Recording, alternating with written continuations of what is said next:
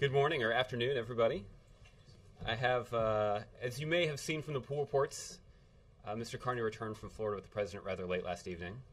So rather than do the briefing himself, he asked me to step in and take a few questions today. So I'll start with a couple of announcements before we get to that part of it. As we speak, the president is meeting with the Democratic Governors Association, and I just wanted to give you a quick readout of that meeting. The president was eager to continue the ongoing discussion with Democratic governors about the ways that the federal government and the states can work together to create jobs and grow the economy, a conversation that will continue on Monday when the president meets with the full National Governors Association.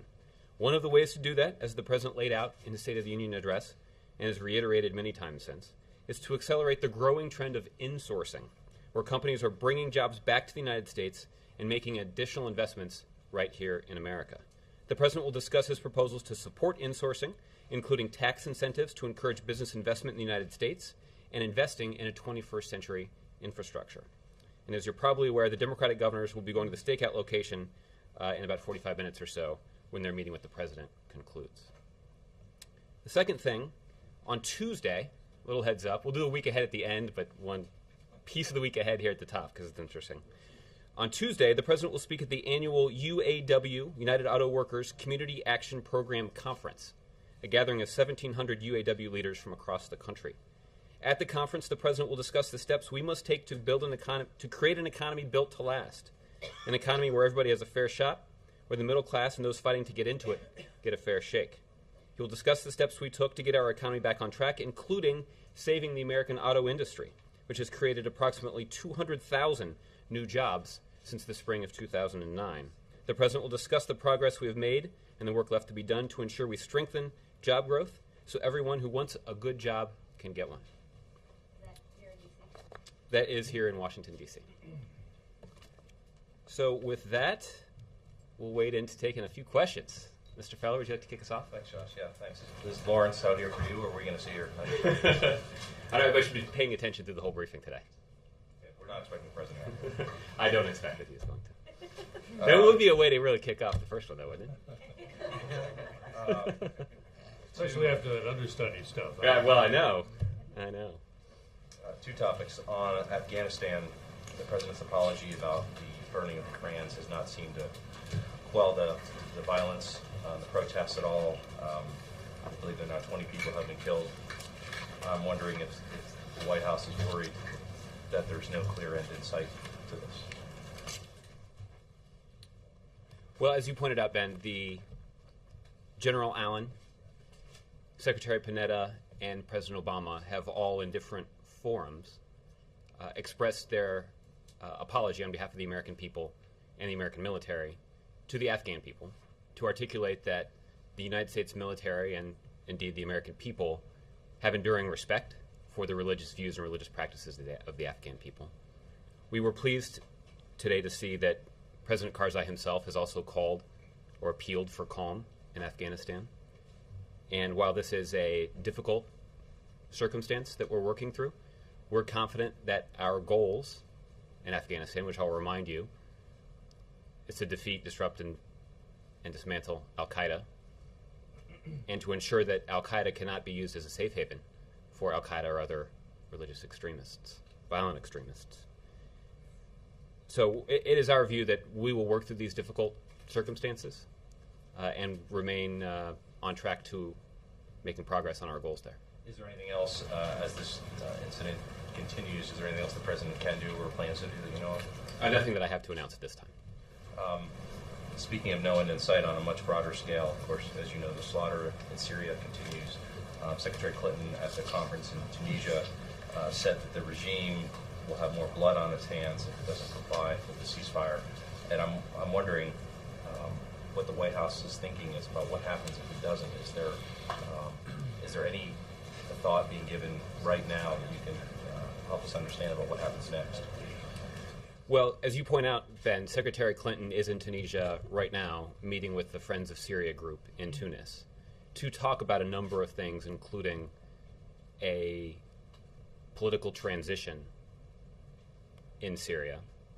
They're also talking about the need to find a way to deliver humanitarian aid and medical supplies to areas like Homs and other areas of Syria where Syrian citizens, innocent Syrian citizens, have been heinously attacked by the Assad regime. So the question you're raising is a question that's being actively discussed by the United States, our allies, partners, and even other countries in the region about the way forward in that country, about what we can do to facilitate a political transition there. It is the collective view of all of the nations who are participating in that conference that there are two important things that we need to do. The first is it's important for us to continue to increase the international pressure on the Assad regime, to isolate further the Assad regime, to ensure that we're working in an integrated, coordinated fashion to apply the sanctions for maximum effect. It's also the collective belief of the people who are participating in that conference that a political transition will take place that ends with the Assad regime no longer being in power in Syria. That's a foregone conclusion, and it's one that the international community is working together to achieve. But you say it's a foregone conclusion, and I know that the White House has said that for some time now, but in the meantime, people are dying by the day, including children being slaughtered. Is there a point at which the president's patience simply runs out? Certainly the images that we're seeing on television are appalling. The violence that's being perpetrated by the Assad regime, as you point out, against innocent civilians, men, women, and children, is outrageous. It is something for which we have zero patience. That's why you're seeing a coordinated international effort to get it to stop, to bring some humanitarian relief, and to ensure a prompt political transition in Syria. Last one on this. Is there any update you can give us about the deliberations on arming the rebels? I don't have an update to our position on this. As you've heard Jay and others say, it is our view that further militarization in Syria at this point in time is not the policy that we believe is the wise one to pursue at this point. Yes. Josh, I'd like to ask you about the SPR. This morning, Treasury Secretary Geithner said that the United States will continue to evaluate use of the SPR. But what are the criteria that you're using to evaluate tapping the SPR, and how are you making that decision? And the follow-up would be if you could describe the process that you'll use to make the decision, who's involved, how that will take place. I appreciate the question. I did see Secretary Geithner's interview on CNBC this morning. Like Secretary Geithner, I'm not going to speculate about any policy outcomes that may or may not be contemplated by this administration at this point. So I don't have anything on that for you. What I can tell you is that the president will continue to pursue, as he talked about at some length yesterday, an all-of-the-above approach to our energy challenges. So that includes a wide range of options. We're not taking anything off the table, but I'm not going to speculate about what kinds of things may or may not be on the table or how we're going to make decisions about what's on the table. You can't say anything about what criteria would be used to make the decision? I cannot. Thanks. April? Josh, I want to ask you a couple questions on the president's conversations of late. Has the president been consulting with Muslim leadership in this country about what's been going on with Afghanistan and the Earnest alliance? I don't have any meetings to read out to you on that front, April. There are officials at the White House who work in the Office of Public Engagement who are responsible for reaching out to people all across the country, and certainly faith leaders fall in that category. But I don't have any specific meetings on this specific topic to read out to you. Is the Office of Faith-Based and Community Initiatives possibly reaching out as well? You'd have to ask them to check, and I can check on that for you if you'd like. But I don't, to be honest with you, I don't. Also, on the gas price issue, what is the president saying to OPEC, and what are the conversations around here like as gas prices are rising? For instance, yesterday I was in California. One day, gas prices on the regular station went from $4.17 to $4.29. That's in a day. They're likely to see $5 quicker than many other parts of the country. What is this president doing, and what's the conversations like? Well, the president, as he described yesterday, is certainly concerned about the impact that rising gas prices is having on family budgets all across the country. We're family, as we've discussed practically every day throughout the president's 3 years in office, this is a difficult time for middle-class families in this country, and the rising gas prices only adds to that burden. That's certainly one reason why it's so important that Congress passed a payroll tax cut extension that will put an average of $40 per paycheck back in the pockets of the average American family's budget. That certainly is an important step to offering a little bit of a financial cushion to those families. But what the president's doing broadly is pursuing an all-of-the-above approach when it comes to energy in this country. That we have taken a number of steps related to oil and gas production in this country. The president has recently announced an agreement with the nation of Mexico to explore and develop oil and gas reserves along the boundary in the Gulf of Mexico between our two countries. The president, or the Department of Interior, recently announced steps toward additional drilling or further drilling in the Arctic Ocean around Alaska. The president has recently also directed his Department of Interior to ensure that 75% of the recoverable oil reserves are being developed. So there are a number of steps related to drilling and production, and those steps have actually yielded a benefit, which is that every single year that this president has been in office, we've seen an increase in oil and gas production. But what that also illustrates is that if your answer to this challenge of rising gas prices is just drilling for oil, you're not going to find a very good answer, because an all of the above approach is required. So that also is why the president's pursuing a range of other things, investments in biofuels and renewable energy, wind and solar, where the administration is backing the construction of the first nuclear power plant in this country in 30 years. So there are a range of things that the president is doing, and he's doing that because he's concerned about the energy challenges facing this country and our economy. Visions of the future, long-term approach, people are saying great, but when it comes down to the possibility of putting $5 out per gallon, that is in need of a short-term approach. Is the president looking at the possibilities of tapping into the strategic oil reserves? Well, your colleague at Reuters asked me the same question. I'm not going to speculate about any sorts of discussions that may or may not be taking place related to the Strategic Petroleum Reserve. I'm just not going to do that. But what I can tell you is that there are plenty of people involved in the political process who are willing to make phony promises about what they can do to address rising gas prices. And I can tell you that they're empty promises. That if there were a magic wand that you could wave, one of the previous presidents would have waved it. Right? This is something that this country has been dealing with for decades. So if we've seen $4, now we're going into the possibility. Sure, but we've seen gas price spikes that have had a significant impact on our economy and have significantly stretched the budgets of middle-class families all across the country. That's not a new phenomenon. And if somebody is going to promise that they can wave a magic wand or sprinkle the pixie dust or plant the beans in the right place so that we can get out of this problem, they're just not being straight with you, and they're not being straight with the American people. So it's the view of this administration, and it's the view of this president, that we need to constructively pursue an all-of-the-above approach when it comes to energy. So that means taking advantage of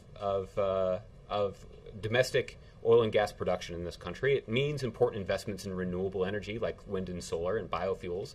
It means the president's success in negotiating a historic fuel efficiency standards rule that would raise fuel efficiency standards in this country, that would ensure that we are essentially doubling fuel efficiency standards for cars and trucks.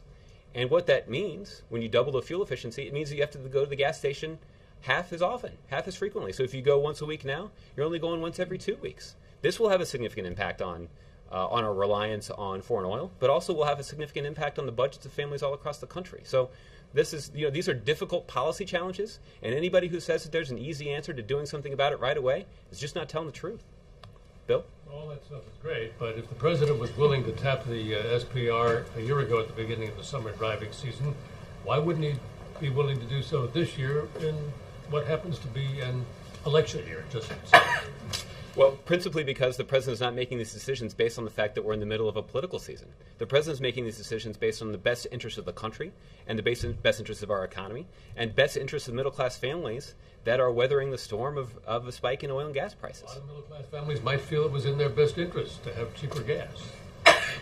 Well, that's the point of this discussion, right? That we need an all of the above approach to energy in this country. And that's the only way we're going to be able to do something real about securing energy independence for this country.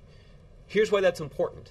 The price of gas, the spike in the price of gas, is related to the spike in the global oil market. The impact of the global oil market is significantly outside the ability of anybody inside the United States to influence prices at that level. So the global oil market is influenced by the fact that in China, 10 million new cars were added to the roads in China in 2010. That has added to the demand in the global oil market. We're seeing a booming economy in India, where there is an increasing demand for oil in India. That's affecting the price of oil in the global oil market. We're seeing a stronger economy in Brazil, where the demand for oil and gas in Brazil has significantly increased. That's affecting the global oil market. The key here to solving this problem over the long term and making sure that we don't have to deal with these challenges moving forward, that we're not susceptible to the spikes and declines in the global oil market, is to make the United States of America finally independent of foreign energy. And that's the course that the president's pursuing. Sure, but why not in the short term, too? Well, as I pointed out, in the short term, what the president has pursued was a payroll tax cut that would put $40 in the pocket of every of the average American family every 2 weeks. That's the kind of thing that's going to help American families deal with the spike in gas prices. But anybody who says that they can wave a wand or plant the magic beans to lead to a reduction in oil prices is just not telling the truth. Well, he can wave a wand and release some from the SPR. Jake. The president ran a lot of commercials in 2008 about gas prices. It was a big part of his re-election campaign, so I don't understand. There seems to be a tone of indignance from the White House about the fact that people are talking about gas prices. This is one of the reasons why you guys have your jobs. If I'm showing a sign of indignance, maybe because I'm a little nervous in my first time. I'm not trying to demonstrate that there's some indignance up here. I think actually meant the president. I appreciate that. It's very generous of you. Certainly the future of energy production in this country, certainly the challenges that's posed by a volatile global oil market, those are legitimately, how to confront those challenges is worthy of a policy debate. There is a legitimate debate we can have about how to address those challenges. It is not legitimate to suggest that you can wave a magic wand and solve those problems right away. What is legitimate is for us to have a debate about what kind of policy we should pursue. There are some who say we should have as the president alluded to yesterday, a three-step approach to dealing with oil prices in this country, which is step one is we should drill, the second step is that we should drill some more, and the third step is that we should keep drilling. It's the president's view that we can't drill our way out of this problem, that we need to avail ourselves of a wide range of options, all of which the president is pursuing, and that is something that the president campaigned on extensively as a candidate for president in 2008, and it's an example of the president making good on those promises. How is he making good if gas prices are going to be higher this year potentially than ever before? Well, because the promise that he was talking about was making America independent of foreign oil. And certainly the historic agreement on fuel efficiency standards that the president reached with a range of stakeholders and the auto industry will do more to accomplish that goal than any other recent policy announcement. In some ways, by many other measures, it's one of the most important accomplishments of this administration, which is that we can significantly reduce our reliance on foreign oil because of those increased standards. It will also it will reduce our reliance on foreign oil by 12 billion barrels of oil, and it'll actually lower fuel costs for families and businesses in this country by $1.7 trillion, trillion with a T. So that is one example of a substantive difference that the president's policies have made and will make into the future. Many of the benefits of that policy are yet to be enjoyed, but we're on track to get that done. Okay, also, I wanted to follow up on a question from Ben about the apology that President Obama, the apology letter to President Karzai. Mm-hmm. That's also emerged as an issue that Republicans have criticized the president on. Without getting into their charges, can you walk us through the process and decision-making when it comes to issuing an apology? What concerns are taken into account? When is it thought that something rises to the level of needing an apology? When is something not? When is there a concern that that's probably too much? The United States doesn't need to be too apologetic about such and such. I mean, how is a decision made to do such a thing? Is it only the lives of people protesting in the street or the U.S. service members that are taken into account? Yeah. It's a difficult thing to discuss in a hypothetical context, but I can talk about this specific context. Okay. And it was the president's view that an apology was appropriate because he's putting the best interest and safety and welfare of our service members and our civilians who are currently serving in Afghanistan right now. That we have seen a spike in violence around this mistake, and the president believed it was in the best interest of their safety to make it clear that an apology was appropriate, and that the American people and the American military in particular does have respect for the religious views and the religious practices of the Afghan people. So in this case, the president believed it was in the best interests and in the of safety for our American servicemen and women in Afghanistan and for the civilians that are serving in Afghanistan. There have been other incidents in recent months involving U.S. service members doing things that the U.S. military, the Pentagon, expressed regret over. Or who advises the president that something rises to the level of needing an apology from him, as opposed to General Allen or Leon Panetta or whomever? Mm-hmm. Well, it's hard for me to speak to those range of issues. I can tell you that the president obviously consults with his national security team and with the military. Certainly General Allen is prominent in those kinds of discussions. But I would tell you that I can't imagine I obviously wasn't here in 2008 when President Bush issued a similar apology after there was an incident where an American serviceman had damaged a religious document of some kind. I believe that's correct. So my guess is that those kinds of discussions are not altogether different. That I think President Bush was reaching the same calculation, which is that it would be in the best interests of the safety and welfare of our American servicemen and women to issue an apology and make it clear that those actions were unintentional, and that's clear in this case too. So, Victoria. Yes, my understanding is that there is now some training of the service members in terms of how to deal with this kind of situation, disposal of the Quran, respect for holy books, things like that, for service members serving in Afghanistan. Why has this not been done before? We've been there for 10 years now, and we've had this sort of situation previously with burning of Quran. It's my understanding that there are some new training methods that are being put in place. I don't have any details about what those training methods are, though, so I'd refer you to ISAF for that. But why has it not been in place before? And are you also confident that the kind of cultural training that is in place for service members is sufficient? Well, again, I can't speak to the training standards that were in place before or in place now. For those kinds of details, you're just going to have to check with my colleagues over at ISAF. Brianna?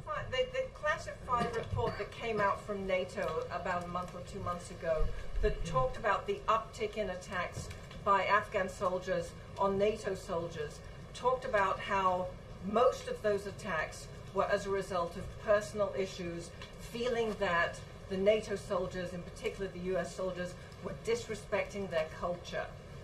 Do we have a cultural disconnect here? Well, I haven't seen the report that you're referencing, Victoria, but the issue that you're raising is precisely the reason that the President himself and General Allen and Secretary Panetta have made clear to President Karzai and to the Afghan people that the actions that took place at Bagram Air Force Base do not reflect official United States policy. In fact, they were a mistake. And it was important in the view of General Allen and Secretary Panetta and President Obama to make sure that that was clear to the Afghan people. Brianna? Thanks, Josh. President Obama yesterday claimed credit for domestic oil production being at an 8-year high. But many independent energy analysts say that because of the lag time between lease and production, he can't accurately claim credit, and a lot of the credit should go to the Bush administration. Does the president think that his energy policies are responsible for that high? The president believes that it was important for this country to put in place an all-of-the-above approach when it comes to energy. That all-of-the-above approach includes many things that the president talked about on the campaign trail extensively. Investments in renewable energy, investments in biofuels, investments in nuclear technology, including the construction of the first nuclear power plant in the United States in 30 years, and including expanded domestic oil and gas production. It is simply a fact that every single year that President Obama has been in office, that oil and gas production has increased every year, and our imports of oil and gas have declined every year. I'll let all of you in this room assess who deserves the credit and who deserves the blame, but at the end of the day, the facts are the facts. And there have been some who have suggested who have contested those facts, who have suggested somehow that this president has curtailed production. That's just not true. That's not what the numbers bear out. And so the president was merely underscoring the fact that production has increased while he's been in office, and it has done so because it is part of the all-of-the-above approach to energy that the president is pursuing. So he's not claiming credit? Is that just, he's saying that he said under my administration? I think what This the is president not- was doing was he was being very specific about the circumstances that we find ourselves in, which is that oil and, which is He's that, not claiming credit?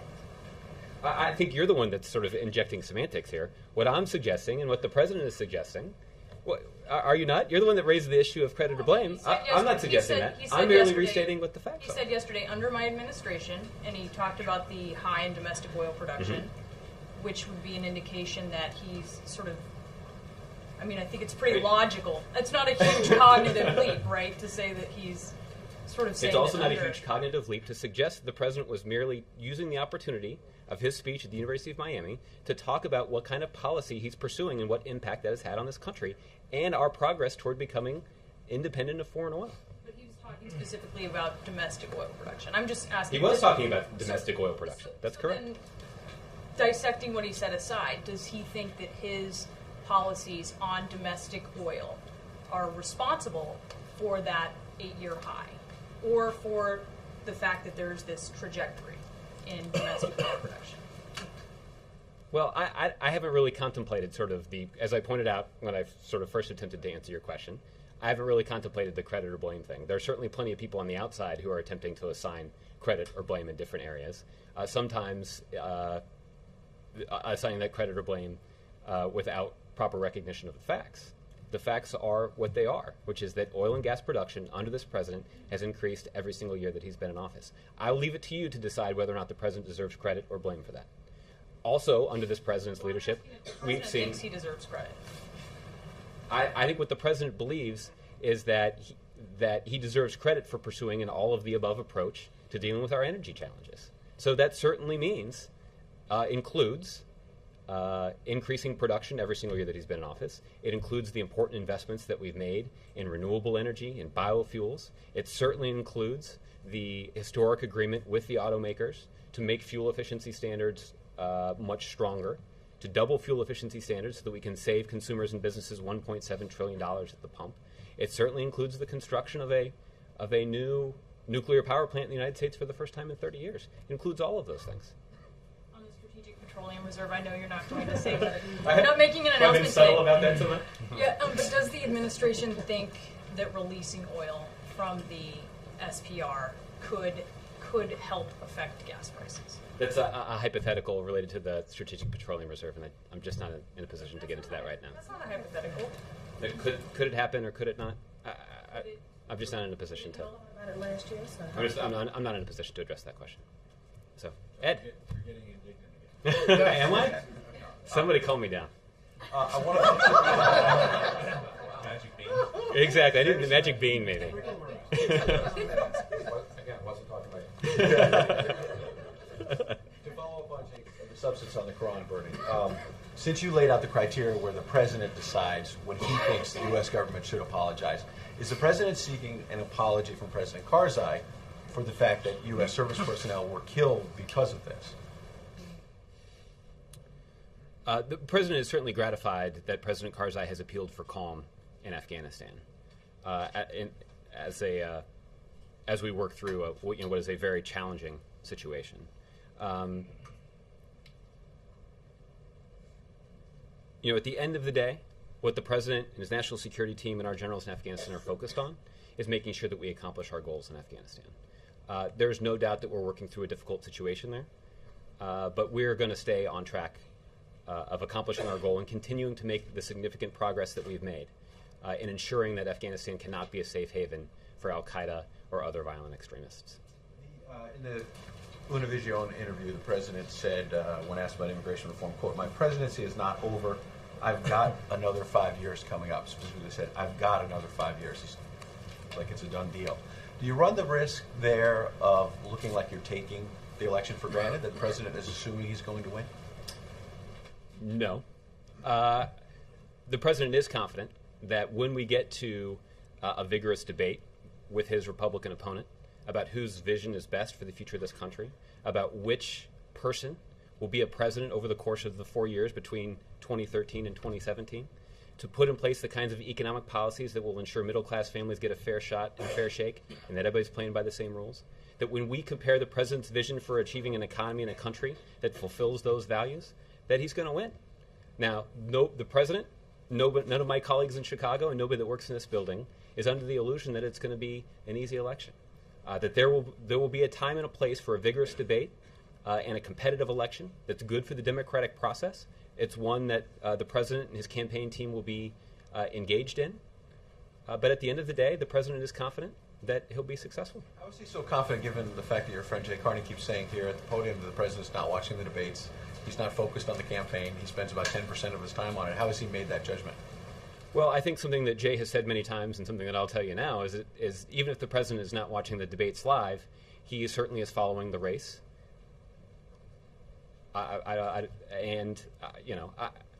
the end of the day, the reason that the president is confident is not because of anything that the Republican candidates are saying. It's because of the vision for the country that he wants to put forward to the American people. He feels that his approach for the economy in terms of standing up for the middle class and ensuring that middle class families all across the country get a fair shot and a fair shake, and that everybody in this country is playing by the same rules, that's a vision that the American people have responded to and will respond to when we get into the context of a political debate. At the end of the day, though, we're not there yet.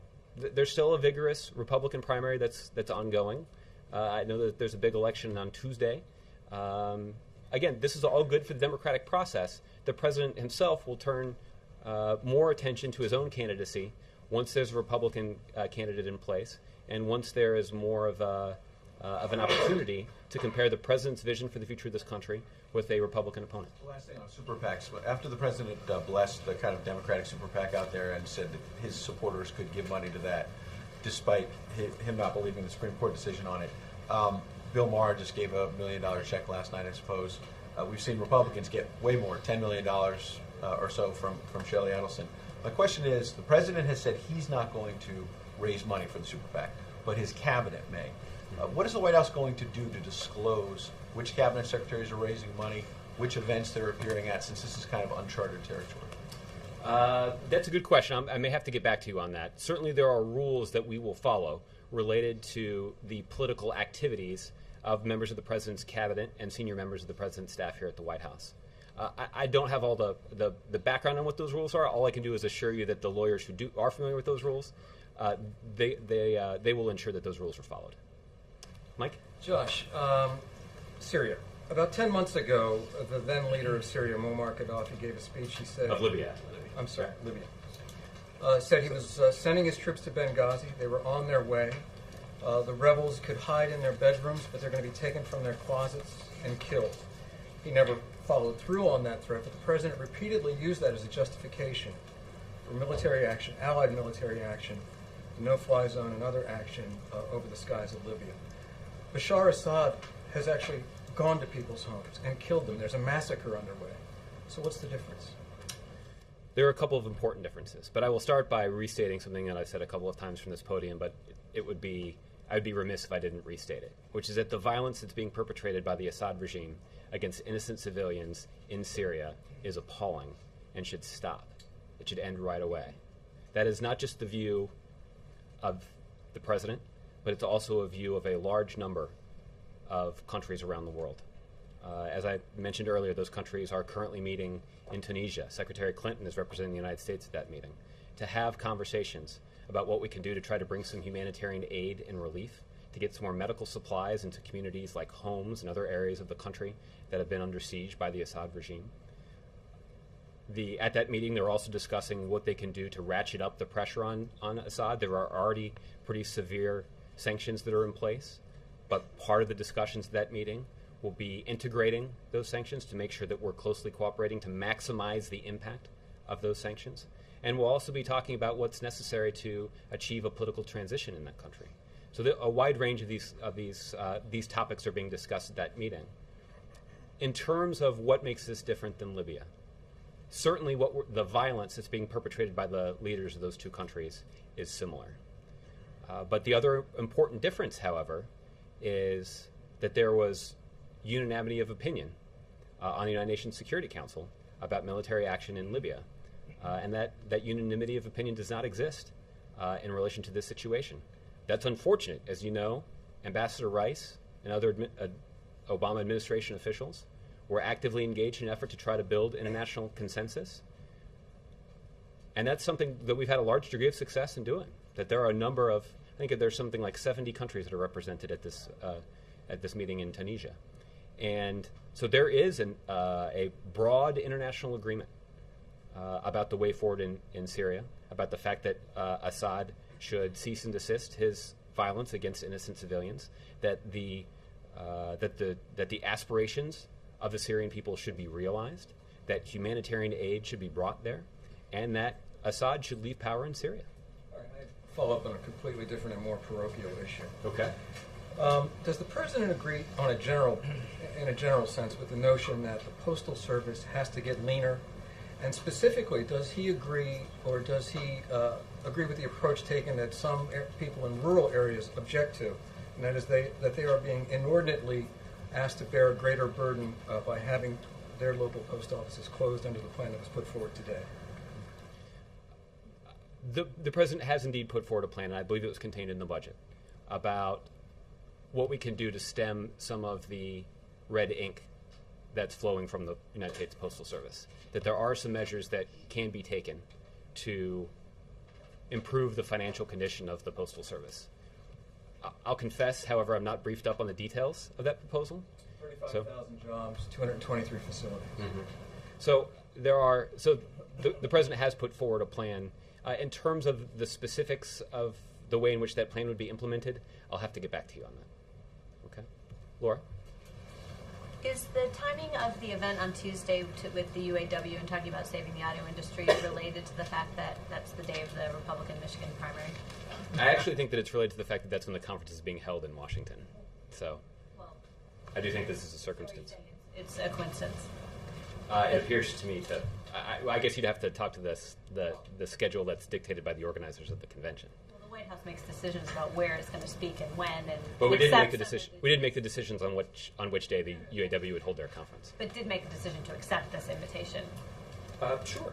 So I'm wondering if that decision to accept this invitation was related to the time. No, the decision to speak to the UAW is related to, as I mentioned at the very top of the briefing, related to the president's interest in talking to the United Auto Workers about the success of the president's policies and the hard work of the men and women of the American auto industry have made in turning around that industry. That for the first time in many, many years, we're seeing increasing increasing profits, increasing market share, and even jobs being created in the auto sector. 200,000 jobs created in the auto sector in just the last couple of years. So that's what the president's going to talk about, and that's why he's there to talk about. One other question. In response to the last question on Syria, you said that the main difference between Libya and Syria was the lack of international consensus on the UN Security Council that we have this time.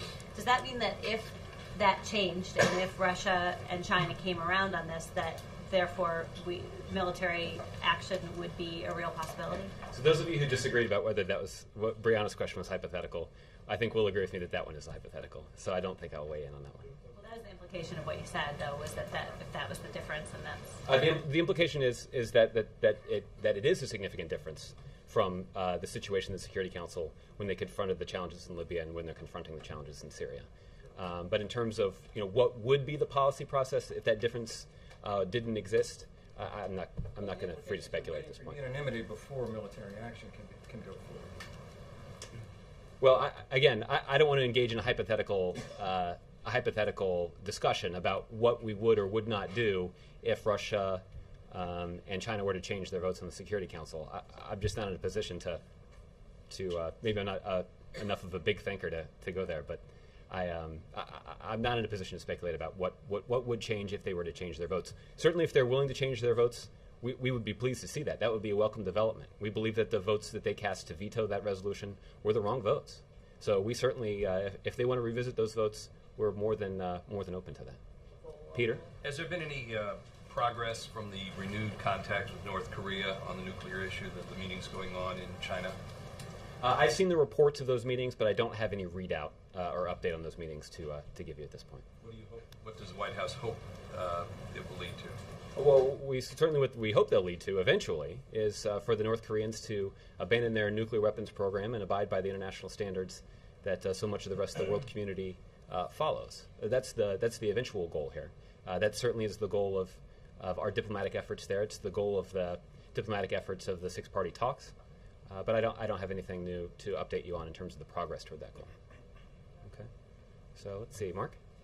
Josh, just to, I hope, clarify this Syria issue one more time. I think maybe the way to clarify this is to ask you sort of directly, does the administration now believe that military action might be warranted in the case of Syria? Well, I don't want to speculate about what might be warranted in the future. What we have said on this issue is that further militarizing the situation in Syria at this point in time is not a wise course. That's not the wise policy course to pursue at this point. What we're engaged in now with our partners and other countries in the region is an effort to see if there's things that we can do to bring humanitarian relief and aid to those who are affected by the violence, including medical supplies, to see if there are things that we can do to offer support to the Syrian National Council to speed a democratic transition, a political solution in Syria, and to increase the pressure through sanctions on the Assad regime. That's our posture at this point. And that's irrespective of the position of Russia and China in the Security Council. Further militarization you don't think is a good idea? Yeah, but again, you're sort of alluding to this idea that what would things be different if they had cast a different vote on this issue, and I'm not in a position to speculate on that. One more thing on this. Sure. On this issue of humanitarian aid, there is a proposal that was made by the former policy planning director of the State Department in our paper today that one thing that you could do to help in that regard is create zones that she calls no-kill zones that border Turkey and other neighboring countries of Syria and have humanitarian corridors run into those zones. In order to do that, she says that you would have to arm the Free Syrian Army enough to allow them to secure these zones. Given what you've said about not wanting to arm the opposition at this point, is that not a proposal that you guys would consider? In terms of specific proposals, I don't want to get ahead of the conversations that are currently ongoing in Tunisia, so I wouldn't want to weigh in on specific proposal or not. It's proposals like these that would allow for the delivery of humanitarian aid and medical supplies that involve the support of the Syrian opposition. These are the kinds of policy choices that are being evaluated at those meetings, and at this point, I don't want to get ahead of those talks. So, Mark? Josh, there's a new Iran. There's a new IAEA report that has some new concerns about the military dimension, as it calls it, of Iran's nuclear program, and also very specifically talks about the missing quantity of uranium that the Iranians have yet to account for. Have you seen the report? Do you have any reaction to what's in it? About 10 minutes before I walked out here, somebody told me about the report. So we are aware of the report and we're reviewing it, but I don't have any immediate reaction to you for you on it right now. You may check with our national security staff later on today, and if they have a specific readout or reaction, they can give it to you. So, John? Thank you very much, Josh. In 2009, the President said that U.S. donations to the International Monetary Fund were woefully inadequate, and he supported a measure Congress went along with, appropriating $100 billion more for the IMF from the U.S. Recently, Congresswoman Kathy McMorris Rogers has introduced legislation to rescind that vote and get the money that remains in the line of credit at the IMF back to the United States and apply to the deficit. Does the administration have an opinion on that, and does the administration consider, will it consider any future requests from the IMF for further funding? I'm not able to comment on the legislation that you've cited that's been offered by Congresswoman Morris Rogers. I'm not familiar with it, so I'm not able to comment on that. In terms of further contributions to the IMF, that question has previously been asked in the context of offering some financial stability and support to the Eurozone region. What we have said previously, we said a couple of things previously, including as recently as this morning, Secretary Geithner was talking about the IMF and referenced specifically the fact that it was important for there to be a firm European solution in place, a strong European firewall that would inspire the confidence of the international community and would inspire the confidence of the IMF to offer up additional support as needed, but that the support or resources that would be offered by the IMF would not be a substitute for anything that the Eurozone countries would collectively do. And what has also been the previously articulated position of the administration is that we do not believe at this point that additional American resources into the IMF is something that is not something that is being considered right now. Thanks, Josh. That's correct. That's correct. Ann? Hi, thank you.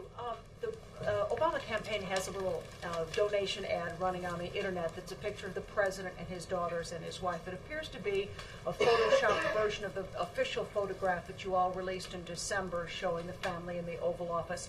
Does the campaign buy the rights to photographs from official White House government photographs and video? Does it have free access to all government video and pictures taken of the president?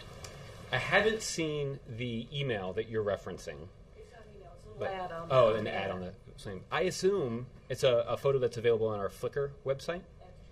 And what we have found is that a whole lot of people have accessed the Flickr website to use these photos for a wide range of reasons, whether to put them on their Facebook page, to send them to their friends because they think they're interesting.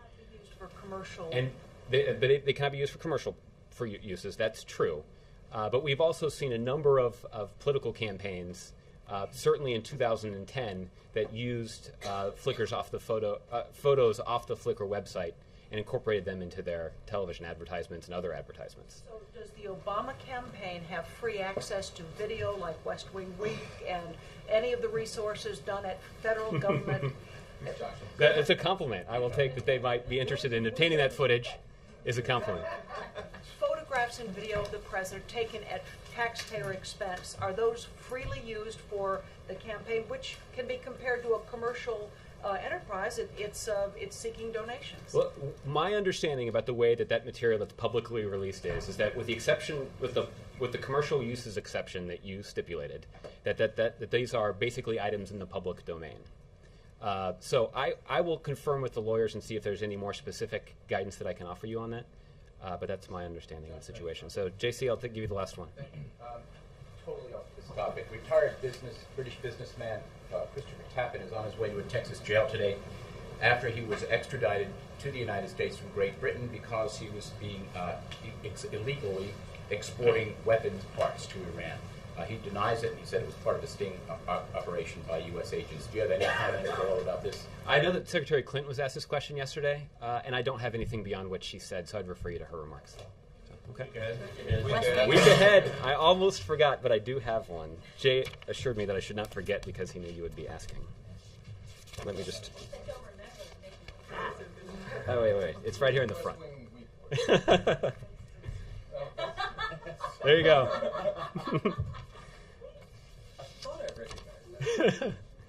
On Sunday, the President and First Lady will welcome the National Governors Association to the White House for the 2012 Governor's Dinner. It says in my book here 2011, and I assume that's a misprint. So we're editing on the fly here. The Vice President and Dr. Biden will also attend. On Monday, the President and the Vice President will host a meeting with the National Governors Association in the State Dining Room. On Tuesday, the President will deliver remarks, as I mentioned, to the United Auto Workers Conference in Washington, D.C. On Wednesday, as you've previously heard, the President and First Lady will host a dinner at the White House to honor our armed forces who served in Iraq. Let me say that again. Our armed forces who served in Operation Iraqi Freedom and Operation New Dawn to honor their families. This dinner, an expression of the nation's gratitude for the achievements and enormous sacrifices of the brave Americans who served in the Iraq War and of the families who supported them, will include men and women in uniform from all ranks, services, states, and backgrounds, representative of the many thousands of Americans who served in Iraq. You know the press coverage on that? I don't, but we'll work with you on figuring that out. On Thursday, the President will travel to Nashua, New Hampshire, and will deliver remarks on the economy. In the evening, the President will attend campaign events in New York City. And finally, on Friday, the President will end his week by traveling to Walter Reed National Military Medical Center in Bethesda, Maryland, to visit wounded service members. That's on Friday. I don't have any updates on a possible presidential news conference for you, so in the meantime, you'll just have to satisfy yourself with hearing answers from Jay and me. So with that, thanks, everybody. Have a good weekend. Thanks.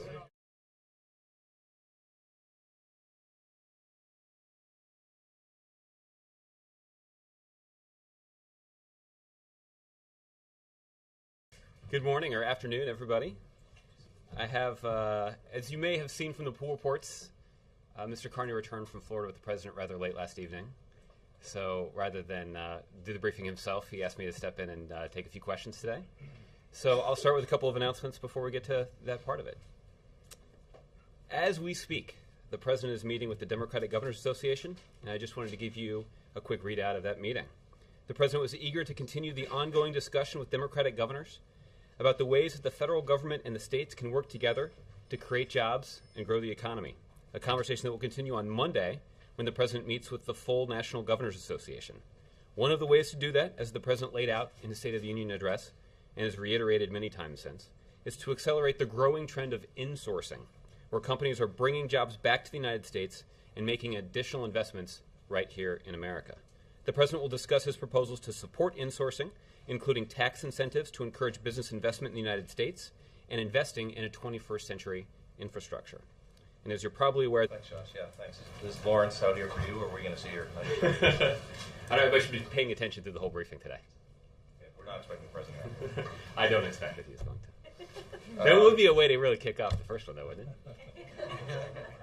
it? Especially after that understudy stuff. Yeah, well, I know. Two topics. On Afghanistan, the president's apology about the burning of the Korans has not seemed to quell the violence, the protests at all. I believe that now 20 people have been killed. I'm wondering if the White House is worried that there's no clear end in sight to this. Well, as you pointed out, Ben, the General Allen, Secretary Panetta, and President Obama have all in different forums expressed their apology on behalf of the American people and the American military to the Afghan people, to articulate that the United States military and indeed the American people have enduring respect for the religious views and religious practices of the Afghan people. We were pleased today to see that President Karzai himself has also called or appealed for calm in Afghanistan.